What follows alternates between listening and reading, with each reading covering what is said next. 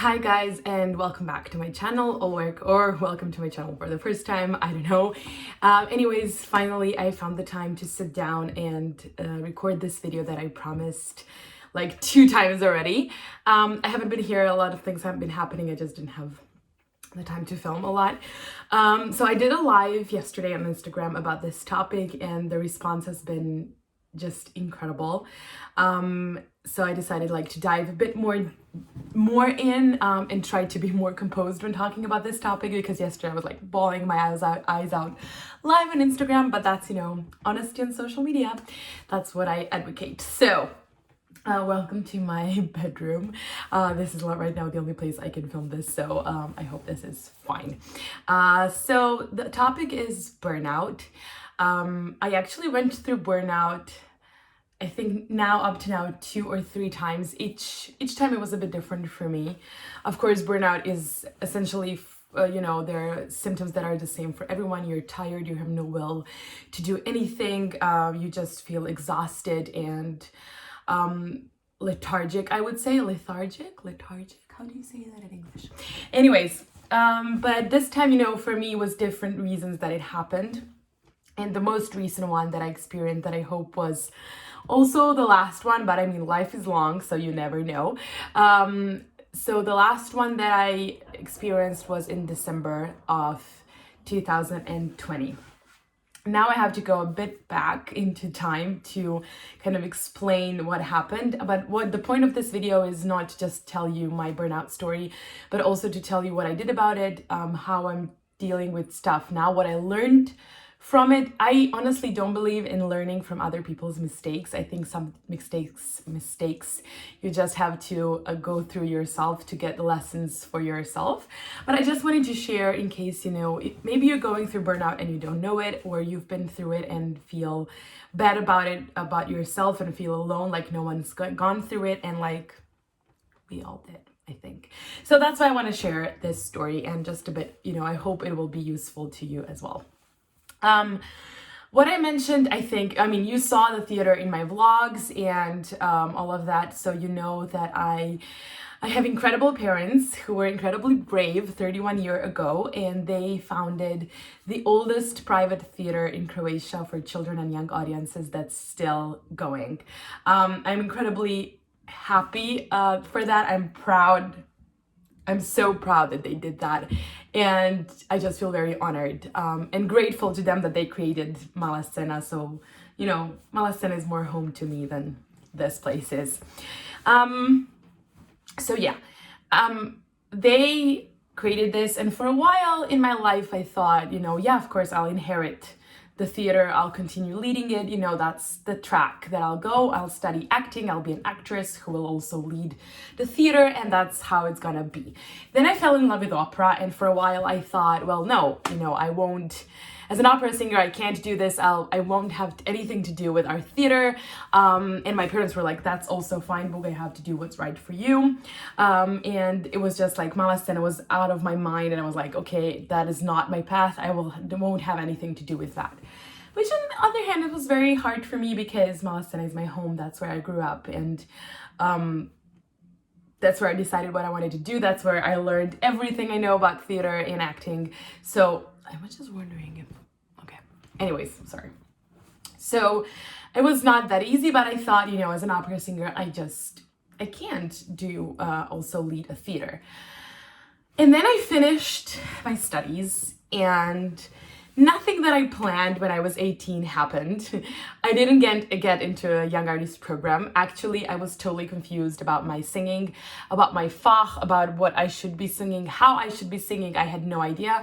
I didn't, start this freelancing career. I didn't get an agent. Nothing was happening the way I thought it would. And I went back to Croatia. And for a while I thought, I started looking for jobs because I wanted to earn money. So I was like, okay, I'm going to work at McDonald's. I actually got an offer. I also applied to work in a shop with lingerie or something like that. And my parents were like, Buga, what are you doing? I was like, what? I want to get a job. I want to earn money. And they were like, yeah, what about theater? I was like, yeah, I can't act. I'm not an actress. I didn't finish acting. So how can I start acting now? I'm an opera singer. I can't act in drama theater. And my parents were like, what? So already then my fraud symptoms started kicking in. Like, how can I now do drama shows if I started to be an opera singer? But I overcame that, and I started, there were shows that my parents left when they moved to China. My parents live in China, but we're going to talk about that another time. And, a mono place for babies and for children. And I was like, and before already I acted in our theater. I would jump in because I knew all the shows by heart. I was a child actor, so it was not my first time acting. I was in movies, I did voiceovers, I started acting when I was 5. But I had this in my head, this conditioning that I had to have a degree in order to be an actress. Anyways, so I started doing our shows, but still I was not completely involved into the theater, like, I'm taking over, I'm gonna be a boss or whatever. I was just like, yeah, I'm helping out here until my singing career takes off. And then in 2019, I was doing auditions and everything. I went through a Fach change, so that stopped my auditioning for a while until I started getting things back together and just clearing my head about that. That's when I started seeing a therapist as well. And then in 2019, I officially, I talked to my parents and I realized that I can combine singing career and working in the theater, because both are freelance jobs. I can, being an artistic director of a theater doesn't mean I have to be in the office every day. It actually means I have to travel around the world to see new plays, to, see new trends. So kind of in my head, I started realizing I can do both. I can combine that. I can use the theater that I have to express myself in shows that I want to create, to be an author as well, which was incredibly scary. But I was like starting to step into this feeling of maybe I can combine these things. Maybe I can do my own shows for myself. I can create my own opportunities. I don't have to wait for someone to give me a chance. I can actually give myself a chance. And so in 2019, in December, I took over a position from my dad. He stepped down from the position of artistic director and he gave it to me, which again, fraud symptom, here we are. Fraud syndrome. I was like, how can I at 26 be a director, an artistic director of a theater? Like, what is going on? It's just, I felt I was like, okay, I'm gonna take that up, but I was very, very like, everybody's gonna think I'm a fraud. Everybody's gonna think I got this just because of my parents. I disregarded all of my experience that I had already, all the experience of growing up in a theater, and not to talk about doing theater. And then my therapist told me, like, Buga, just think back, how many performances have you already done? And by that point, I have already done over around 250 performances in a theater, and in movies and all of that. And I was like, okay, well, maybe I do have some experience to do this, and I read books and whatever. I don't have to apologize or make excuses for myself. This is what I'm learning. Anyways, so I said, okay. And I decided, okay, I'm going to take this position as an artistic director of a theater. My mom is still the main director, but since she's in China, she gave over basically all of her, her jobs and her position to another woman in the office who's been with us for like almost 10 years. And so now we're teammates, the two of us. And that was perfect for me because I was like, perfect. You deal with administration and money, and I will deal with the arts. I will do shows, I will perform, I will, travel and watch other shows and decide which plays we're gonna do. And I'm not gonna deal with money, with structure, with processes, with anything. I was neglecting my position where I was like, although this woman is great, she's been with us for a while, but this is not her heritage. This is my heritage. This is my family heritage. This is my home, my company.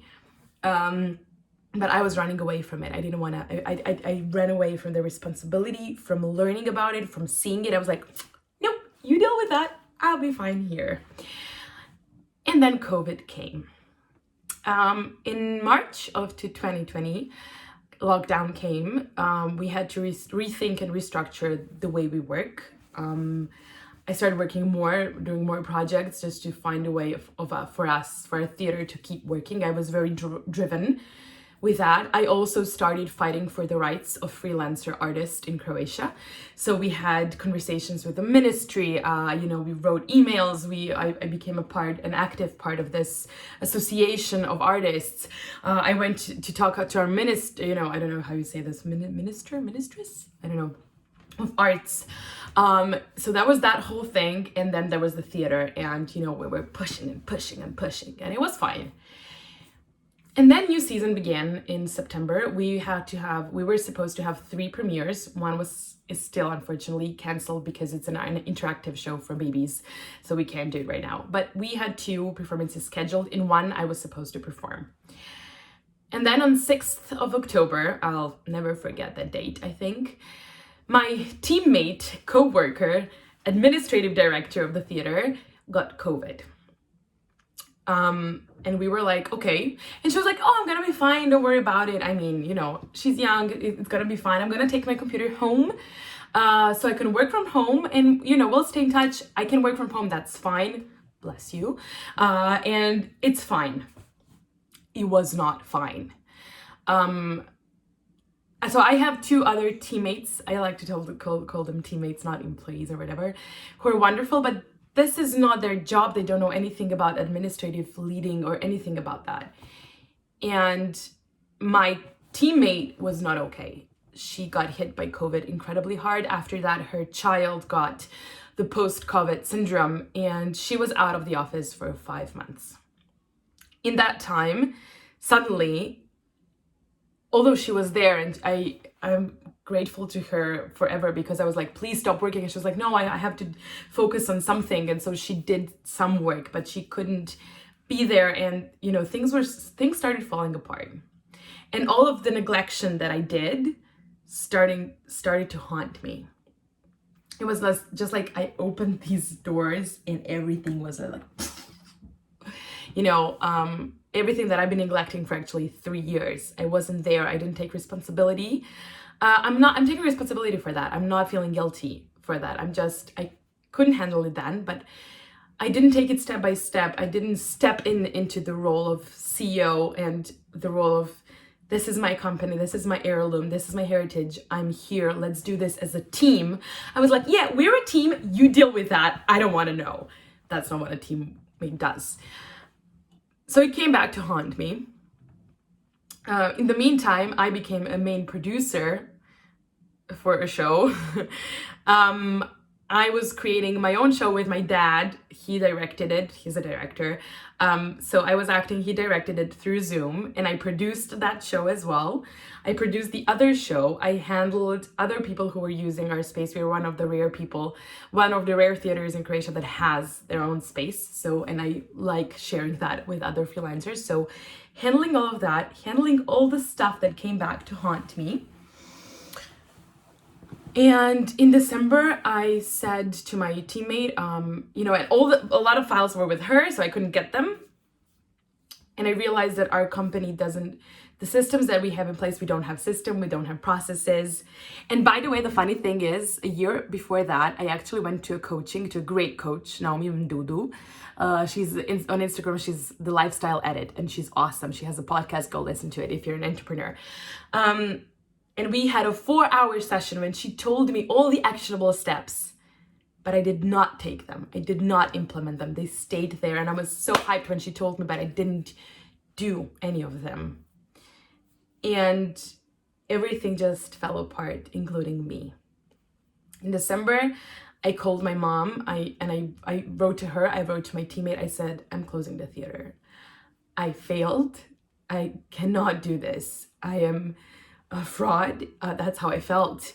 I failed. I failed all of you. I failed my home. I failed. I just cannot do this anymore.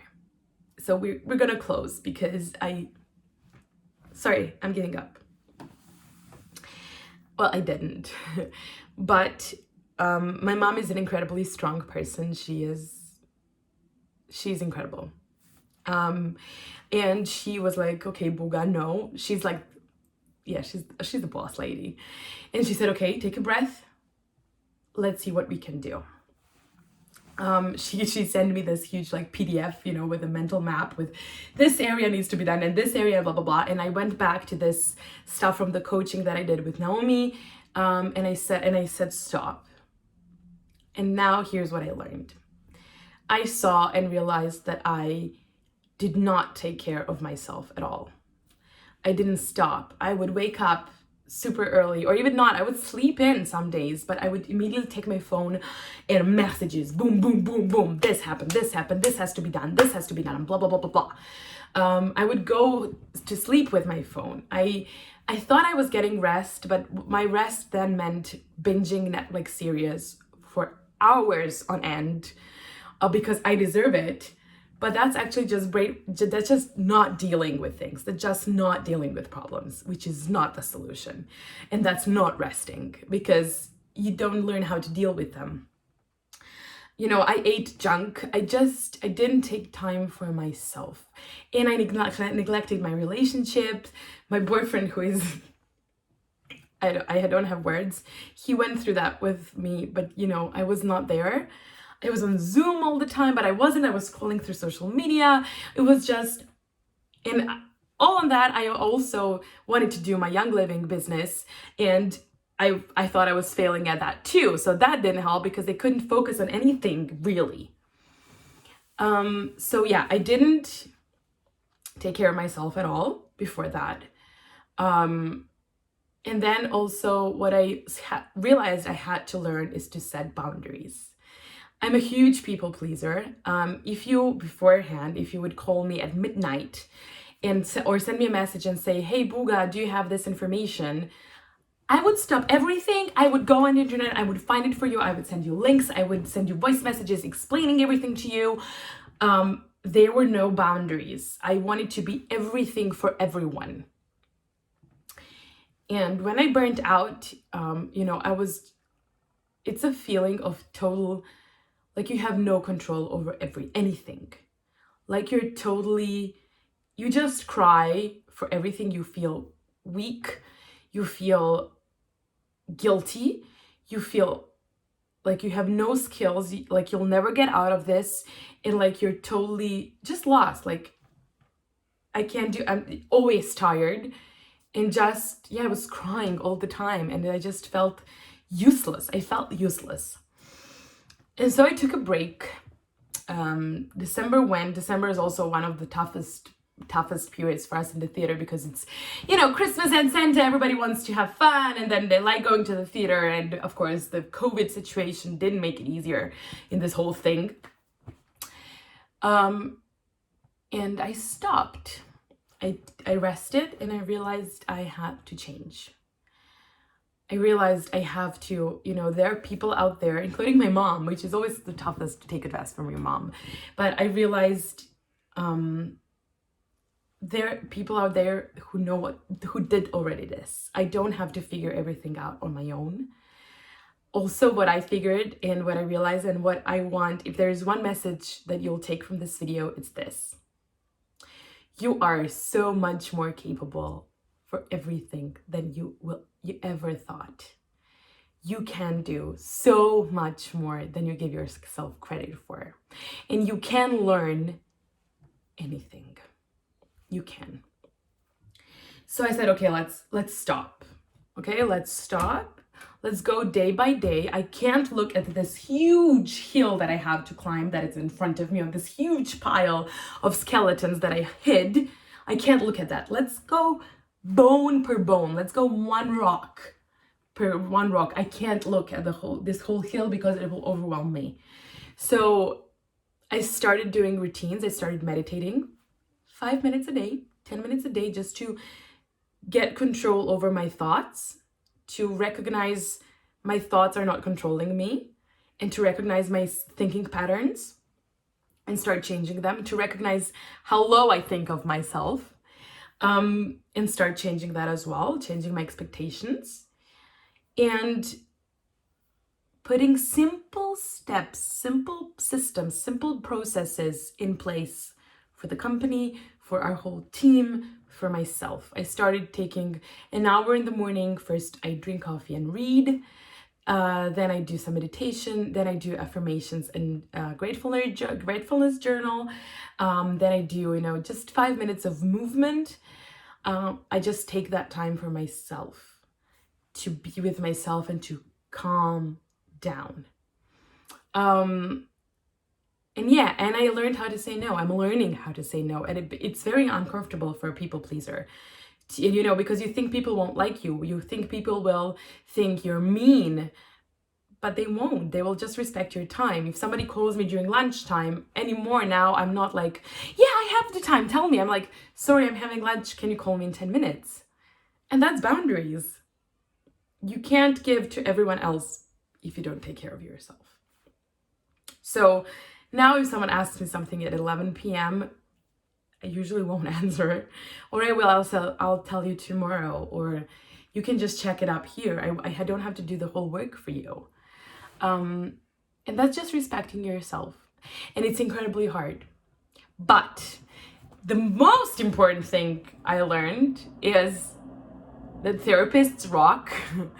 I go to cognitive behavioral therapy. It's amazing. It gives you real tools to deal with stuff. How to, deal with certain situations and what to do in them. It really, gives you practical tools, which is what I love.